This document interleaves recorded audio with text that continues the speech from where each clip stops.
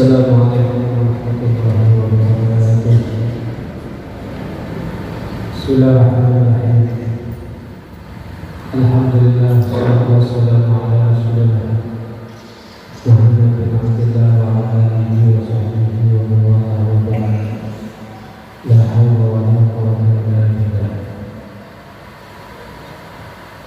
Masih kita menyelesaikan hadis yang nomor 18.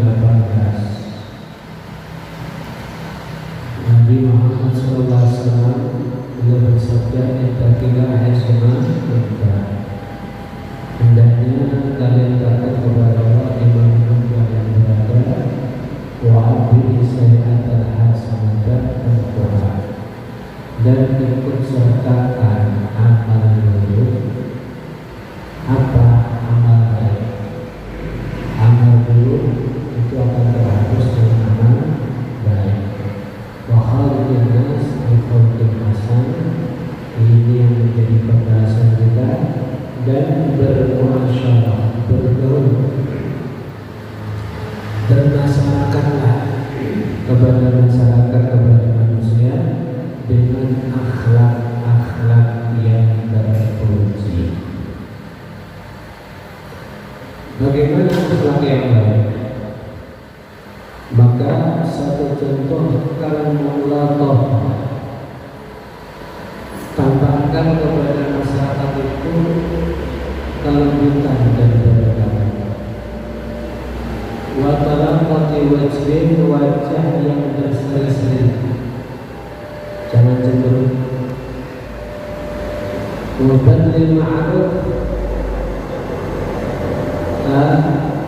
selalu tuangkan kebaikan untuk mereka. Bergaya lembut, wajah yang berseri-seri, dan menuangkan kebaikan. Yang terakhir, waqafil adha, dan cegah untuk menyakiti mereka. Maka kalau itu cara bergaul kamu, maka insyaallah akan diterima sama mereka.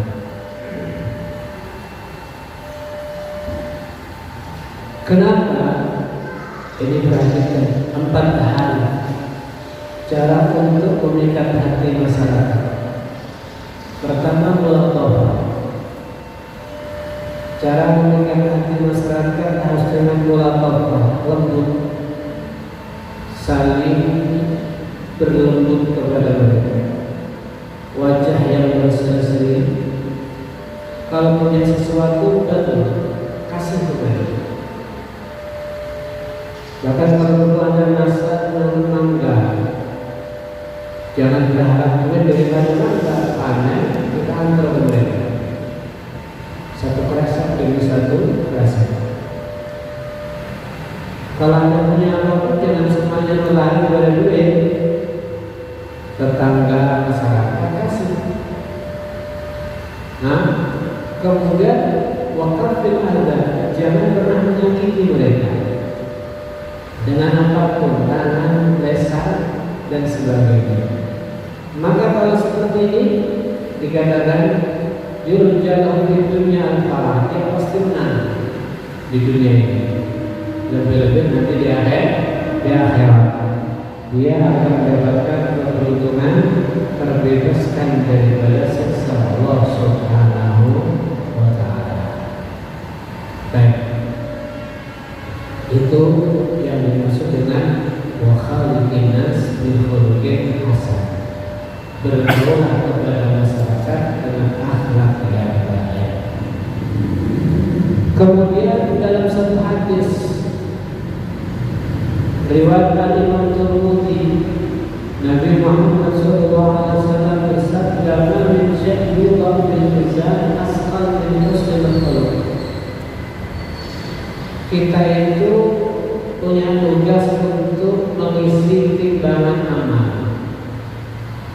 Kalau timbangan amal kamu kepingin segera berat, terisi banyak, maka berlalulah isilah dengan cara akhlak yang terpuji. Nabi mengatakan tidak ada sesuatu yang dengan mudah mudah dan cepat membuat timbangan amal kamu akan semakin berat dan berat kecuali dengan akhlak terpuji. Jadi akhlak terpuji ini akan cepat memperkaya amal, memperberat timbangan amal. Kenapa? Karena inna sahibah husnul khuluq, karena pemilik atau pelaku akhlak terpuji akan segera mengungguli orang-orang yang banyak sholat ataupun banyak puasa. Boleh jadi kita mungkin tidak puasa kecuali sedikit. Kalau kita ingin menang dengan mereka yang ahli puasa atau ahli sholat, berarti 4 level. Ya, lembut dengan manusia. Nah, selalu bersedekah kepada mereka, tidak menyakiti kepada mereka, dan wajah yang berseri-seri. Lantas kemudian ada seseorang tanya kepada Nabi Muhammad SAW, ya Rasulullah, ayu aksaru ma yudkhilun nas al-jannah. Ya Rasulullah, apa kira-kira yang mempercepat atau yang kebanyakan menjadikan modal manusia itu untuk masuk surga? Kita kepengen masuk surga, dan apa kira-kira manusia itu paling cepat, paling banyak masuk surga itu melalui jalur apa? Cara ibadah kayak apa? Maka jawabannya adalah taqwallah wa husnul khuluq. Paling banyak manusia akan masuk surga dengan cara takwa kepada Allah dan akhlak yang terpuji. Masya Allah. Jadi akhlak terpuji inilah yang secara mayoritas menjadikan asbab modal utama untuk meraih surga Allah Subhanahu wa Ta'ala. Di dunia Anda akan menang, di dunia Anda akan dicintai banyak orang, di akhirat Anda akan mendapatkan fasilitas mengungguli mereka yang banyak sholat ataupun puasa. Waqala sallallahu alaihi wasallam. Berarti dari sini kalau akhlak itu merupakan sebuah rezeki yang paling hebat yang kita terima daripada Allah. Rezeki itu bukan sekedar materi, bukan sekedar duit dan apa-apa yang melalui jalur duit. Maka Nabi menjelaskan afdalu ma u'tiya al-mar'u al-khuluqul hasan. Paling afdalnya, paling utamanya sesuatu yang diberikan oleh Allah kepada manusia ini adalah akhlak yang terpuji. Subhanallah, ketika Anda mendapatkan sebuah taufik, kekuatan dari Allah Subhanahu wa Ta'ala, sehingga Anda dengan sabar ketika dicaci tidak membalas dicaci, ketika dizalimi tidak membalas dengan menzalimi, malah muncul daripada hati Anda kepengen baik kepada orang yang zalim. Anda diberi kemampuan daripada Allah, selalu suka berbagi dan berbagi apa yang Allah titipkan kepada Anda. Anda diberi kekuatan sama Allah, selalu banyak menghargai orang, sehingga Anda paling pandai untuk berwajah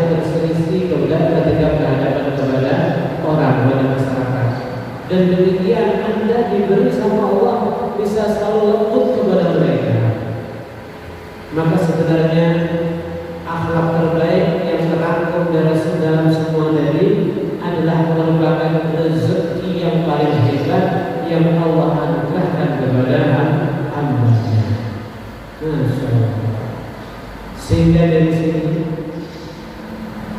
Nabi itu setiap saatnya berdoa dan memohon kepada Allah supaya diberi akhlak yang baik. Apa doa Nabi bisa bercermin? Allahumma hasin khalqi wa khulqi. Ya Rabb, senantiasa berikan kepada saya itu wajah yang baik, akhlak yang baik. Jadi ketika kita bercermin bukan sekedar bintang wajahnya saja bagus, kulitnya yang putih, bibirnya yang baik, hidungnya yang mancung dan sebagainya. Bukan sekedar itu saja, yang jauh lebih hebat dari wajah, dari surah zahir yang baik. Apa itu? Budi pekerti, akhlak yang baik, tindak tanduk, tingkah laku, sikap, kebijaksanaan, keputusan, ucapan yang baik itu lebih utama dari semua tadi. Apalagi kalau orang itu sudah tampan, cantik, akhlaknya baik, nggak ada yang macam. Nggak ada orang yang tidak cinta. Masya Allah. Sayyidina Hasan Basri beliau mengatakan orang yang paling beruntung di dunia dan akhirat siapa? Orang yang paling beruntung di dunia dan akhirat. Orang yang paling hebat di dunia akhirat terangkum pada 3 hal. Apa itu? Man utiya hasanal khalqi wa khuluqan hasanah. Man utiya husnul surah wa khuluqan hasanah. Siapa orangnya secara jasad dia tampan, cantik, bodi semuanya dia punya, baik, ditambah akhlak yang terpuji,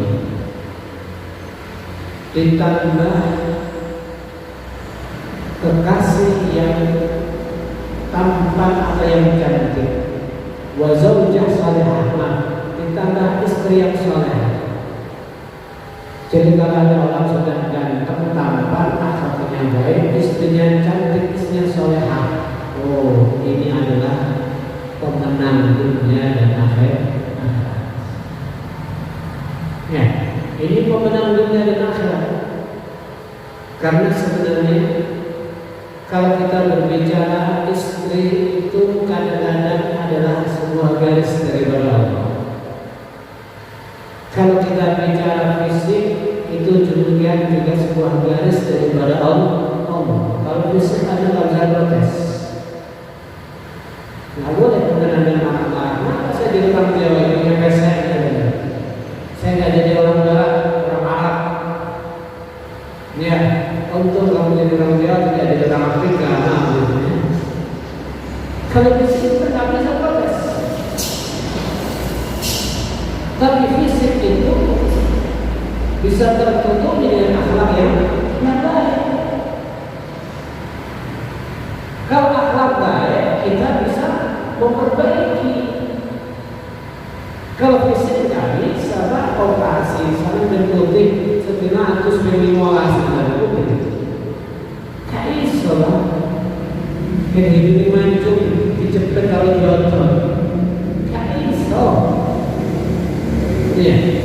Tapi kalau akhlak kita bisa belajar kepada Nabi Muhammad SAW. Kita pemarah berhenti, tidak terlalu banyak. Kita mengganggu, kalau diganggu, Nabi itu kalau diganggu membalas dengan kebaikan dan sebagainya.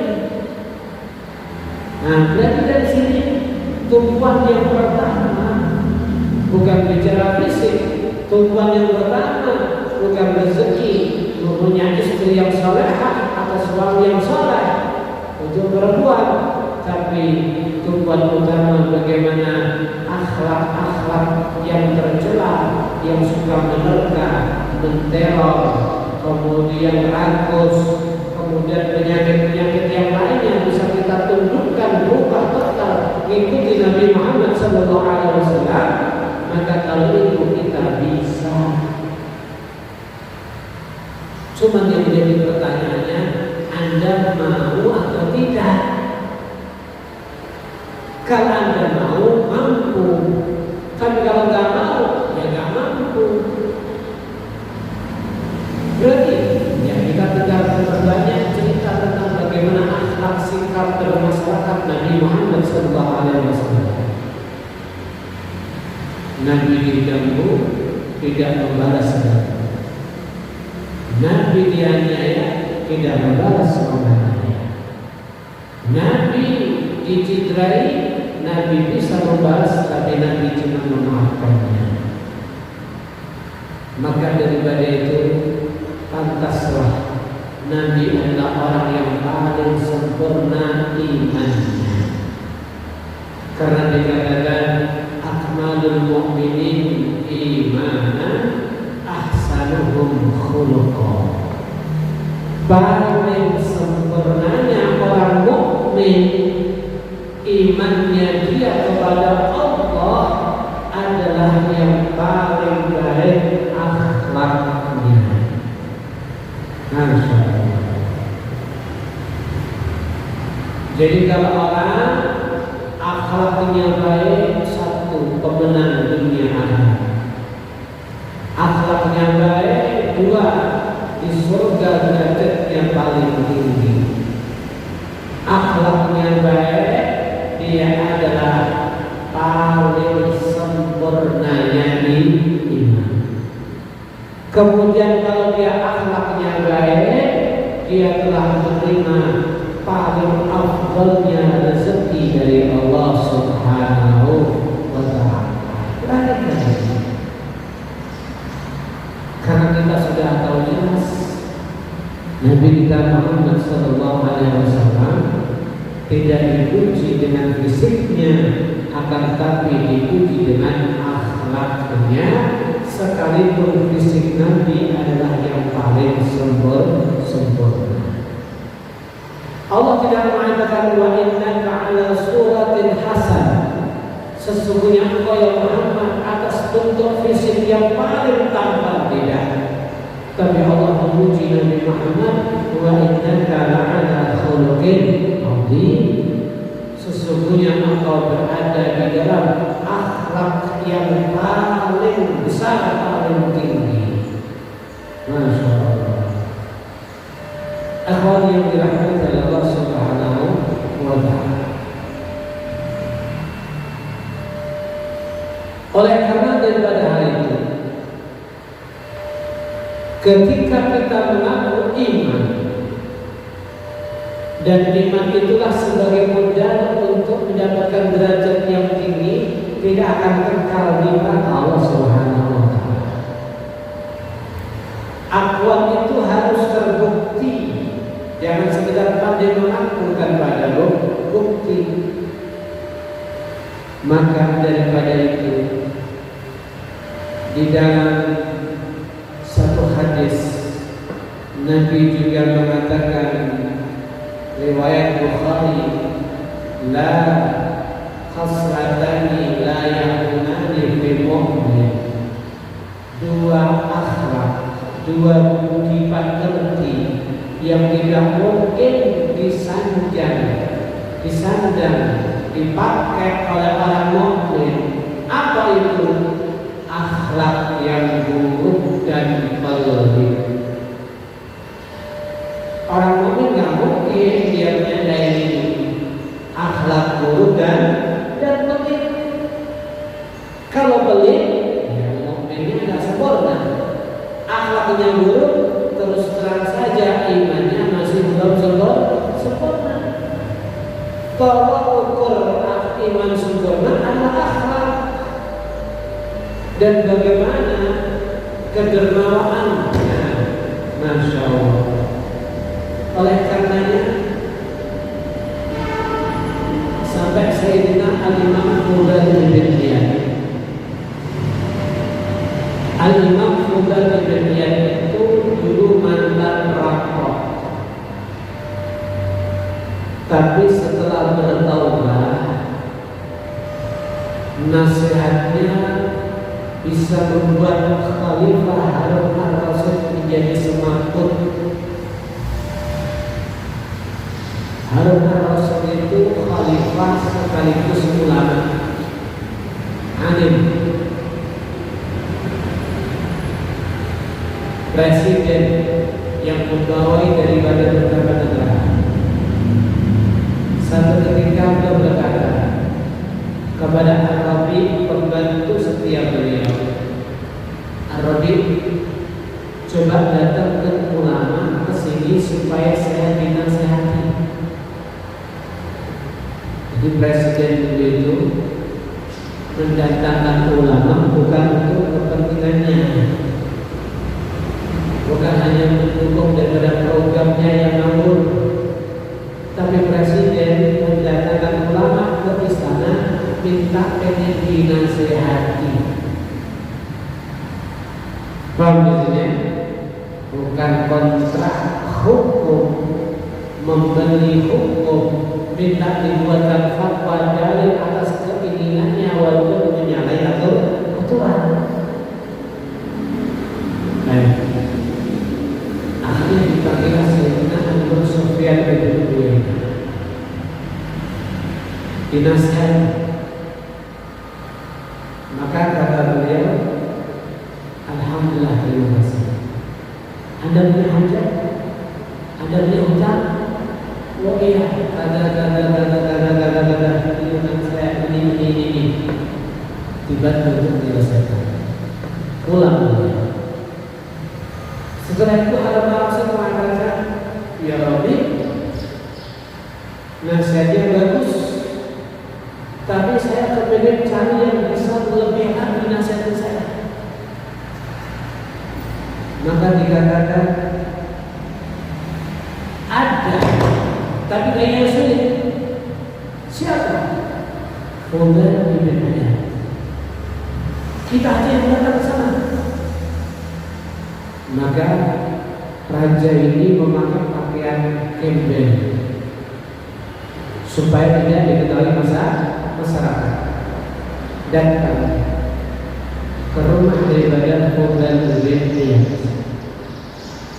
Maka ketika kemudian menghadap kepadanya, pembantunya keluar, budak perempuan. Ada bapak, oh saya dapat ketemu Fudail bin Iyad. Pembantunya kata oleh presiden, innahu yastaghrik fi ibadatih.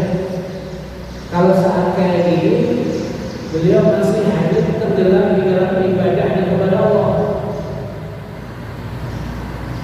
Cobalah Anda ngomong dulu sama beliau, barangkali mau kami betul-betul pengen bertemu dengan nasihat. Akhirnya kita cerita, dan ternyata salah satu pengawal raja itu mengatakan, kamu tahu enggak, ini khalifah ini Harun al-Rasyid, presiden. Oh gitu. Sudah, coba saya kasih tahu kepada Fudail bin Iyad. Diketok pintu disampaikan. Maka kata Fudail bin Iyad, dah, saya masih sibuk ibadah kepada Allah. Cuma ternyata Harun al-Rasyid maksa pengen ketemu kepada Fudail bin Iyad. Akhirnya masuk ke tempat ibadah. Ternyata apa? Tempat ibadahnya adalah ruang yang begitu kecil, dengan lampu yang samar, tidak terlalu padam, dan pintunya dari atas. Akhirnya Harun al-Rasyid menginjak.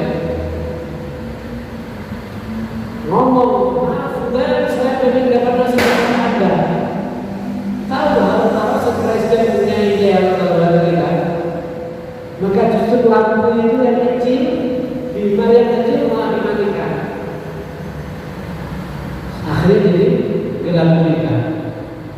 Harun al-Rasyid pun akhirnya turun kepada ruangan tersebut yang kecil. Karena nggak kelihatan, Harun al-Rasyid itu gaya-gaya apa begitu, memberikan kepala putarnya. Ayo nasihatin saya. Sampai akhirnya tangan beliau nyentuh kepada tangannya. Kemudian mengatakan, ma'aliyana yadak ya Harun. Betapa lembutnya, halusnya tangan kamu Harun. Cuma tangan yang kayak gini, gak ada kepastian apakah bebas daripada neraka Allah Subhanahu wa Ta'ala. Dan betapa hebat lagi kalau tangan yang lembut ini ada kepastian daripada Allah akan aman daripada neraka Allah Subhanahu wa Ta'ala. Harun langsung tersentuh hatinya.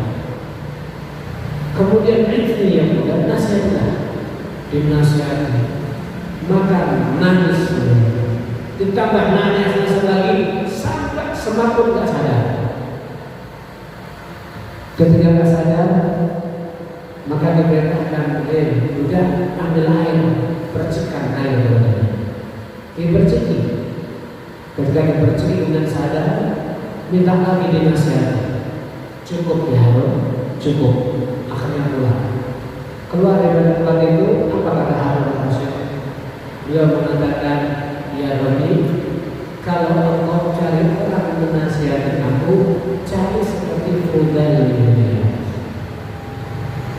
Nasihatnya begitu hati. Nasihatnya membuat Harun al-Rasyid nangis menjerit sampai semangkuk tidak sadar. Padahal siapa Fudail bin Iyad? Dulu mantan perampok kelas kakak. Misalkan dia merampok di jalur kiri Tulungagung di sebelah mana Anggur, kalau sudah malam orang nggak berani lewat. Semuanya akan kita nggak berani lewat Anggur di tengah malam. Kita takut lihat kawan perampok yang ganas Fudail bin Iyad. Lihat bagaimana setelah ketahuan. Masya Allah. Ya, oleh karenanya Fudail bin Iyad mengatakan, la yashabani fajir hasanul khuluq. Lebih baik saya bersanding kepada orang yang nakal. Nakalnya bagaimana? Dia masih tidak bisa menahan nafsu, dia suka melakukan perkara haram, dia selalu rutin daripada nafsunya terjun kepada hal perkara haram, tapi akhlaknya baik. Kita kadang-kadang berumur ada preman misalnya, tapi akhlaknya baik.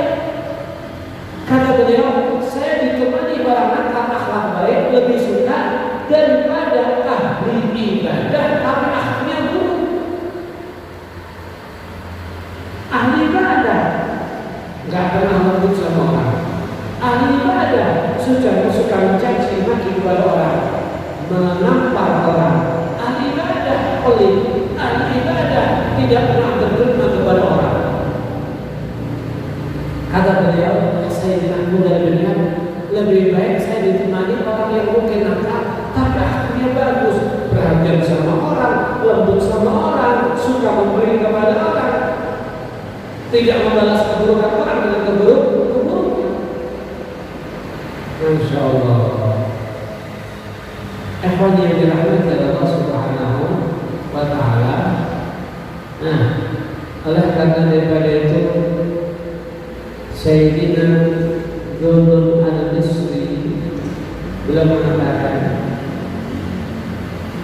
kalau engkau hidup itu kepengen bahagia dan bahagia, satu kunci,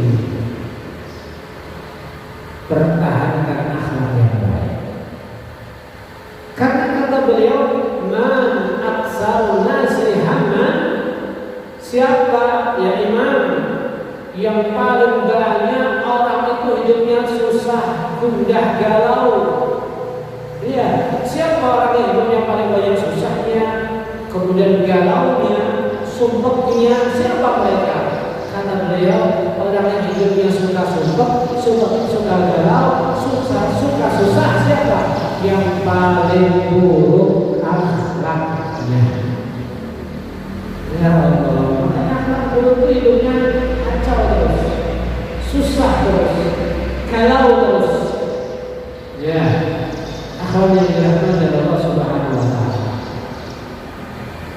Ada satu cerita.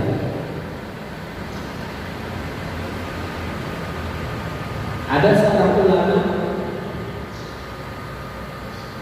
beliau memiliki istri yang akhlaknya sangat tercela. Semua akhlak tercela perempuan hampir ada pada istri ulama tersebut. Cekleankah, meleankah, maiduan, ya, lesannya tajam, kemudian selalu menyakiti suaminya.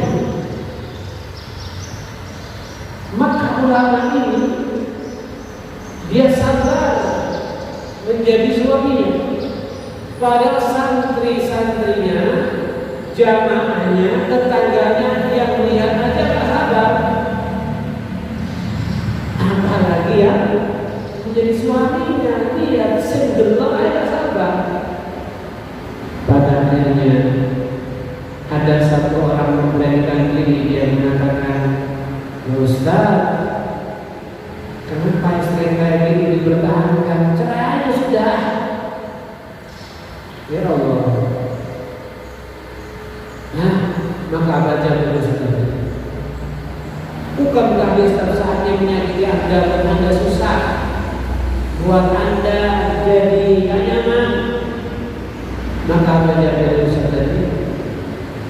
Ya, kalau seandainya dia akhlaknya buruk, dengan cara ngomong yang seperti itu, maka saya berusaha tetap mempertahankan saya berpengaruh.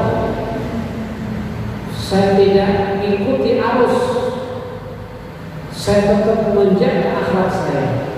Kalau dia akhlaknya buruk, saya tetap menjaga berarti saya akhlaknya baik.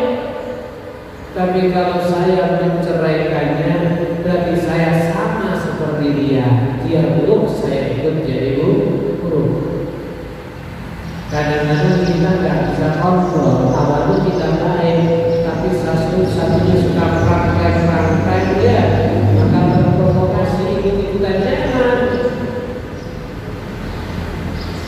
Dan lebih lagi kata susah tadi, kalau saya cerai, saya khawatir nggak ada suami yang siap untuk, nggak ada lagi yang siap untuk jadi suami yang kasihan. Masya Allah. Dan gelombang kayak ini bisa deh. Ini luar biasa. Akhwat yang dirahmati Allah Subhanahu wa Ta'ala. Oleh karena daripada itu, Sayyidina Umar Ibn Khattab pernah suatu ketika didatangi seorang lelaki, yang mana lelaki itu waktu kepada beliau, ya Imam, ada apa? Saya ini sudah tak kuat ngerasain kelakuan istri saya. Memang apa ini? Ya, dia sudah gini, Masya Allah.